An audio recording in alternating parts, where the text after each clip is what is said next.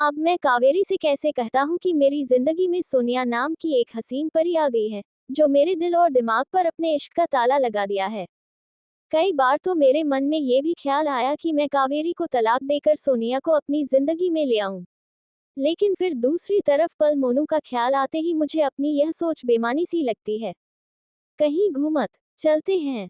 कहाँ लेकर चलोगे? आज तो मेरा घर पर ही आराम करने का मूड है, फिर रहते हैं। इतना कहते ही सोनिया ने मेरा फोन काट दिया। उस फोन पर बात करने के बाद मेरी बेचैनी भी बढ़ गई।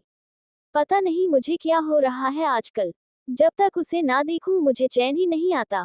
वैसे मैं किसी सड़क छाप रोमियो या कॉलेज में पढ़ने वाला वह जल नहीं हूँ, जो मेरे दिल पर फिरता है। मैं एक शादीशुदा इंसान हूँ, जिसका एक प्यारा सा छोटा बेटा भी है। लेकिन क्या सिर्फ शादीशुदा होने से ही हमारी सारी यादें दिल के किसी कोने में सिमट कर रह जाती है?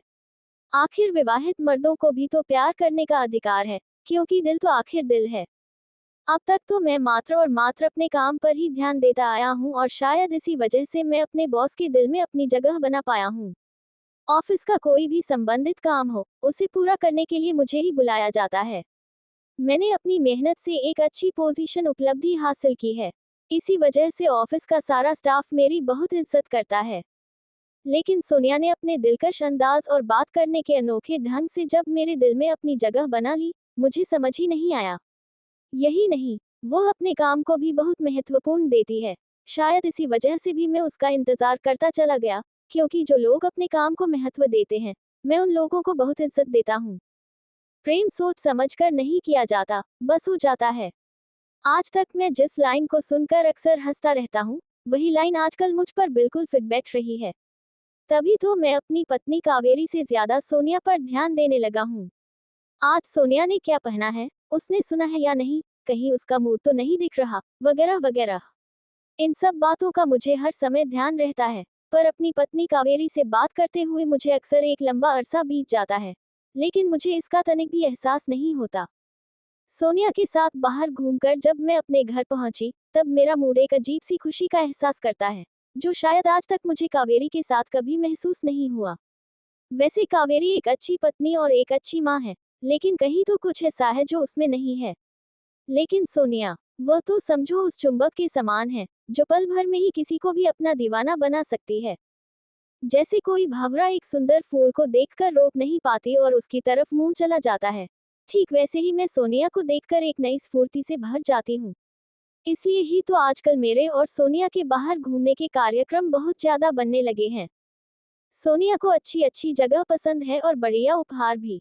इसलिए ही तो मैं अपने घर के बजट से ज्यादा सोनिया की पसंद और प्राथमिकता पर ध्यान देने लगा हूँ, क्योंकि अब उसकी खुशी से बढ़कर मेरे लिए और कुछ नहीं है। और फिर जब हम अपना दिल हार जाते हैं, तब उसके आगे और कुछ शायद ही कभी कहते हैं। बस इस सब में मुझे उलझन तब होती है, जब मुझे कावेरी के प्रश्न का उत्तर देना पड़ता है। मसलन, तुम्हें इतनी देर से ऑफिस से लौटने में क्यों हुई? कम से कम मेरा नहीं तो मोनू का ही ध्यान कर लिया करो। आजकल तो तुम ना उसे बाहर घूमने ले जाओगे और ना ही उसके साथ गाओगे। आज उसके स्कूल में पेरेंट्स टीचर शामिल थे, जिसमें हम दोनों को जाना था, लेकिन तुम तो अपना फोन स्विच ऑफ करके बैठे थे। इसी वजह से मुझे अकेले जाना पड़ा। अक्सर कावेरी मुझे देखते ही अपनी स्ट्रिंग का पिटारा खोलकर बैठ जाती, लेकिन मैं चुप रहती थी, क्योंकि मेरे पास उसकी स्ट्रिंग का कोई जवाब जो नहीं था। शायद कभी कभी हमारे पास कुछ प्रश्नों का कोई उत्तर नहीं होता है, क्योंकि हम चाहते हुए भी उन प्रश्नों का उत्तर नहीं ढूंढ पाते हैं। तब ऐसा लगता है कि शायद हमारे मन का शब्दकोश अचानक ही रिक्त हो गया है और हम बेजुबान से सामने वाले का मुंह ताकते रह जाते हैं। अब मैं कावेरी से कैसे कहता हूँ कि मेरी जिंदगी में सोनिया नाम की एक हसीन परी आ गई है, जो मेरे दिल और दिमाग पर अपने इश्क का ताला लगा दिया है। कई बार तो मेरे मन में ये भी ख्याल आया कि मैं कावेरी को तलाक देकर सोनिया को अपनी जिंदगी में ले आऊं। लेकिन फिर दूसरी तरफ पल मोनू का ख्याल आते ही मुझे अपनी यह सोच बेमानी सी लगती है। साथ ही मुझे ये भी पता था कि मेरे लिए कावेरी को छोड़ना इतना आसान नहीं होगा, क्योंकि मेरी अम्मा और बाबूजी की पसंद से कावेरी मेरी जिंदगी में आई है, और अगर मैंने ऐसा कुछ भी सोचा तो मेरी अम्मा और बाबूजी का गुस्सा मुझ पर कहर बन गया टूटेगा, जो शायद मेरी जिंदगी को ही तहस नहस कर देगा। इसी वजह से मैं ना चाहते हुए भी दो नाव पर सवार हो गया था। लेकिन अब कावेरी ने एक पाप सी लगा ली थी। ना तो वह अब कोई प्रश्न पूछकर मुझसे धर्म संकट में पड़ी थी और ना ही मुझे मोनू को बाहर ले जाने के लिए बोली थी। अक्सर मोनू से ही मुझे पता चलता था कि वह और कावेरी अब दोनों अकेले ही बाहर घूमने फिरने जाने लगे हैं। कभी चुनिए तो कभी सकस। मोनू के मुंह से ये सब सुनकर मुझे अजीब तो लगता था, लेकिन मैं क्या कर सकता था। तब मैंने अपनी सोच का समुद्र तट पर खड़ा होकर खुद को समझाते हुए सोचा, चलो अच्छा हुआ कि कावेरी और मोनू ने मुझे परेशान करना छोड़ दिया है, वरना उनकी रोज रोज की चिक चिक से मेरा अच्छा वाला मूड घर लौटते ही फंस जाता था। वैसे भी किसी की नाराजगी कब तक सहेगा, क्योंकि सहनशीलता की भी तो एक सीमा होती है, और फिर अब तो मेरी और सोनिया की यादें और भी ज्यादा बढ़ने लगी थी। ऐसे में मेरा वापस लौटना असंभव ही लग रहा था।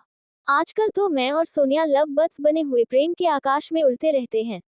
कितना अच्छा लगता है एक दूसरे का हाथ थामकर दूर निकल जाना, कभी बारिश में भीगना और कभी गर्मा गर्म भुट्टे खाना, और तो और हमारे ऑफिस के बाहर बनी छोटी सी चाय की टपरी तो हम दोनों की फेवरेट जगह थी, जहां हम दोनों अक्सर मिलकर गर्मा गर्म चाय का आनंद लेते थे, और तब ना चाहते हुए भी हमारे अतीत की बातों का पिटारा खुद ब खुद खुल जाता था और समय का तो जैसे पता ही नहीं चलता था। सच में प्यार ऐसा ही तो होता है, जहां बेमतलब की बातें यूं ही होती रहती हैं। हम बस मन की आंखों से अपने प्रेमी का मनहोर रहते हैं। वैसे भी सच्चे प्यार में दिखावा नहीं होता, बल्कि अपने प्रेमी के प्रति अटूट प्रेम होता है। तभी तो मैं सोनिया की किसी भी बात को टाल नहीं सकती थी, और तब उसकी हर बात मेरे लिए झूठी हो जाती थी। इसलिए ही तो मैं अब ज्यादातर उसके ऑफिस का काम करने लगा था। वैसे ये सब मेरे लिए आसान नहीं था, क्योंकि हर ऑफिस के कुछ नियम और कायदे होते हैं, जिन्हें इग्नोर नहीं किया जा सकता था। लेकिन मैं ये सब जानते हुए भी अक्सर सोनिया की मदद कर दिया करता था। मेरे दोस्त पीयूष ने मुझे कई बार इस बारे में समझाते हुए कहा था, यार दोस्ती अपनी जगह है, लेकिन ऑफिस का काम अपनी जगह। सोनिया के हिस्से का काम करके कभी किसी बड़ी मुसीबत में मत पड़ना, क्योंकि अगर कुछ भी ऊंचा नीच हुई तो तू ही जिम्मेवार होगा। तब मैं पीयूष की बातों को अनसुना कर देता हूँ, क्योंकि अब मैं उसे यह कैसे कहता हूँ कि मैं अब सोनिया का दोस्त नहीं, बल्कि उससे भरपूर हूँ। अभी मैं ये सब सोच ही रहा था कि अचानक मेरा फोन बज उठा। फोन पर मेरी पत्नी कावेरी थी। हाँ बोलो, फोन कैसे किया? मैं छोटे गुस्से से बोल पड़ा। मैंने तो बस ये बताने के लिए फोन किया था कि मैं और मोनू थोड़े दिन के लिए मामा जी के यहाँ जा रहे हैं। ऐसे ही वीडियो देखने के लिए हमारे चैनल को लाइक एंड सब्सक्राइब करें। Thanks for watching.